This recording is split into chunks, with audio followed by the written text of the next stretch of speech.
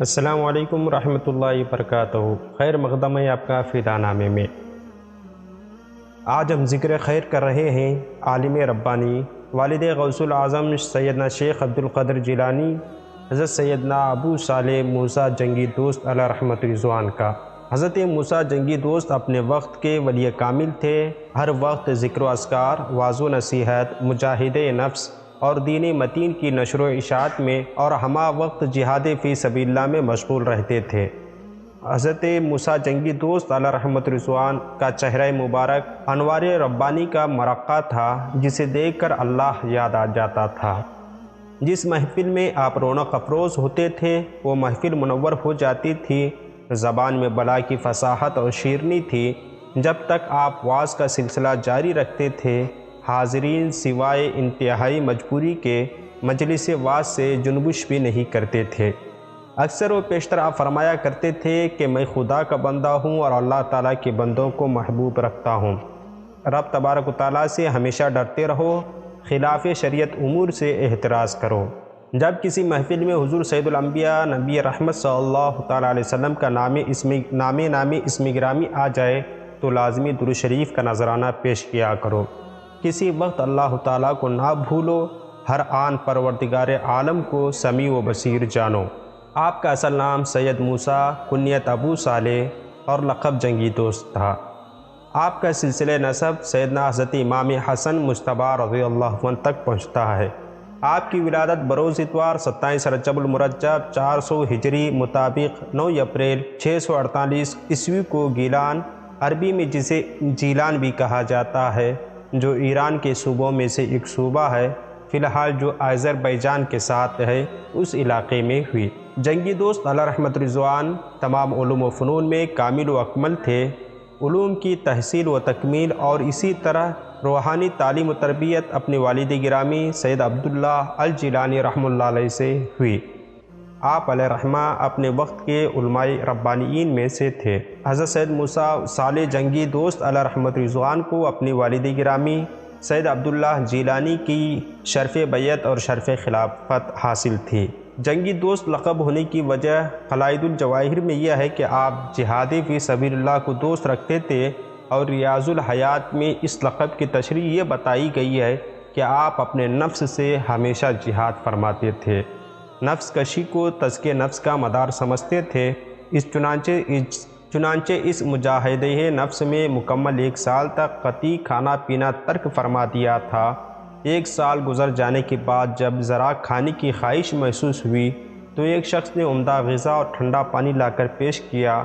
آپ نے اس ہدیے کو قبول فرما لیا، لیکن فوراً ہی فقراء و مساکین کو بلا کر اسے تقسیم کر دیا۔ اپنے نفس کو مخاطب کر کے فرمایا، اے نفس، تیرے اندر ابھی جو غذا کی خواہش باقی ہے، تیرے واسطے تو جو کی روٹی اور گرم پانی بہت ہے۔ اسی کیفیت میں حضرت خضر علیہ السلام تشریف فرما ہوئے اور فرمایا، آپ پر سلام ہو، خدا قدیر نے آپ کے قلب کو نفس و کفار سے لڑنے والا اور آپ کو اپنا دوست بنا لیا ہے، اور مجھے یہ حکم دیا گیا ہے کہ میں آپ کے ساتھ افطار کروں۔ جب حضرت خضر علیہ السلام کے پاس جس قدر کھانا تھا اسی کو دونوں حضرات نے تناول فرما لیا، جب سے آپ کا لقب جنگی دوست ہو گیا۔ حضرت سیدنا ابو صالح موسیٰ جنگی دوست علیہ رحمت رضوان کو مشہور واقعہ بھی آپ نے سماعت کیا ہوگا کہ دریا کے کنارے بیٹھے تھے کہ ایک سیب بہتا ہوا آیا، آپ نے اسے کھا لیا۔ سیب کھانے کے بعد آپ پر خدا کا خوف کا غلبہ ہوا۔ آپ اس طرح فکر کی، یعنی اپنے محاسبہ کرنے لگے کہ نہ جانے یہ سیب کس کا تھا اور میں نے کھا لیا، اور کیا اس طرح نامعلوم سیب کھانا میرے لیے حلال ہو سکتا ہے۔ یہ خیال پیدا ہوتے ہی آپ اپنا قصور معاف کروانے کے لیے سیب کے مالک کے تلاش میں دریا کے کنارے کنارے چل دیے۔ ایک لمبا سفر کرنے کے بعد آپ علیہ رحمہ کو دریا کے قریب ایک نہایت عظیم الشان عمارت نظر آئی، جس میں ایک سیب کا ایک بہت بڑا درخت لگا ہوا تھا، جس کی شاخوں پر پکے ہوئے سیب لگے ہوئے تھے اور سیبوں سے بھری یہ شاخیں پانی پر پھیلی ہوئی تھیں۔ آپ کو یقین ہو گیا کہ جو سیب میں نے کھایا ہے وہ اسی درخت کا ہے۔ چنانچہ آپ نے لوگوں سے اس درخت کے مالک کے بارے میں پوچھا تو پتہ چلا اس باغ کے مالک تو اپنے زمانے کے مشہور عابد و زاہد صوفی حضرت سیدنا عبداللہ سومی رحمہ اللہ علیہ ہیں۔ حضرت علامہ شیخ محمد الدار بانی علیہ رحمۃ رضوان فرماتے ہیں کہ حضرت عبداللہ سومی رحمہ اللہ علیہ کی دعائیں بہت جلد قبول ہو جایا کرتی تھیں۔ آپ کے مقام و مرتبہ بارگاہ الہی میں اتنا بلند و بالا تھا کہ اگر آپ کسی شخص سے کسی شرعی وجہ کے سبب کبھی ناراض ہو جاتے تو اللہ کریم اس شخص سے بدلہ لے لیتا، جس سے آپ رحمہ اللہ علیہ خوش ہو جاتے، اللہ پاک اس کو انعام و اکرام سے نوازتا۔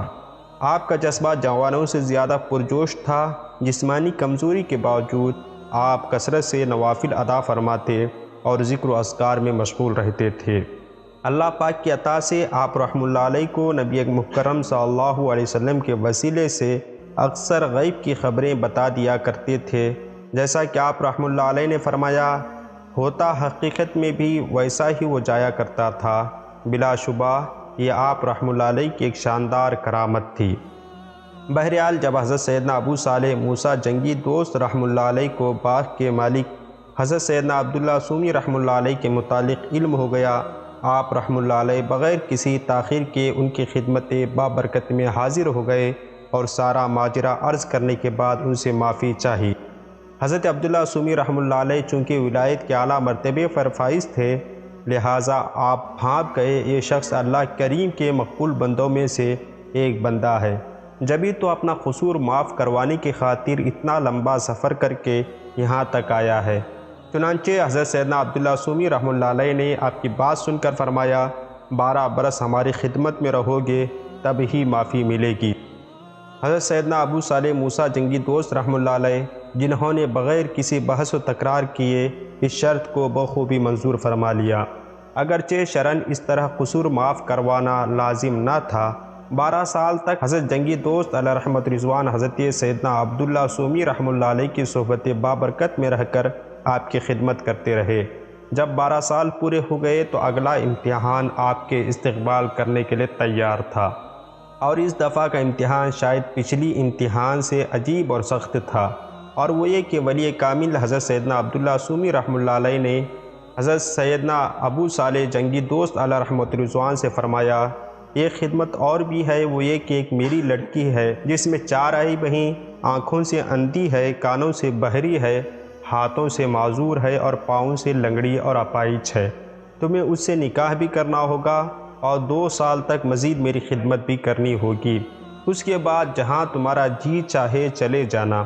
حضرت سیدنا ابو صالح موسیٰ جنگی دوست رحمہ اللہ علیہ چونکہ اسلامی تعلیمات سے آگاہ، خدا کے خوف کے پیکر اور مذہبی سوچ رکھنے والے تھے، لہٰذا آپ نے اس شرط کو بھی قبول فرما لیا۔ اب آپ کا دوسرا امتحان بھی شروع ہو گیا۔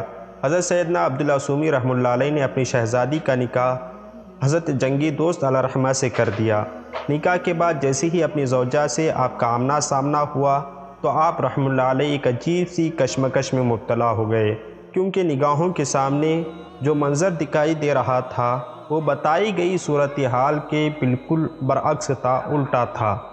کیا دیکھتے ہیں کہ آپ رحمہ اللہ علیہ کی زوجہ محترمہ کے تو تمام ہی اعضاء صحیح و سالم ہیں، اور ان کے حسن و جمال کے آگے 14ویں رات کا چاند بھی شرما رہا ہے، اور یہ منظر دیکھ کر آپ رحمہ اللہ علیہ اپنی نئی نویلی دلہن کے قریب تک نہ گئے، بلکہ وہیں سے واپس پلٹ آئے اور حضرت سیدنا عبداللہ سومی رحمہ اللہ علیہ سے ماجرا بیان کیا۔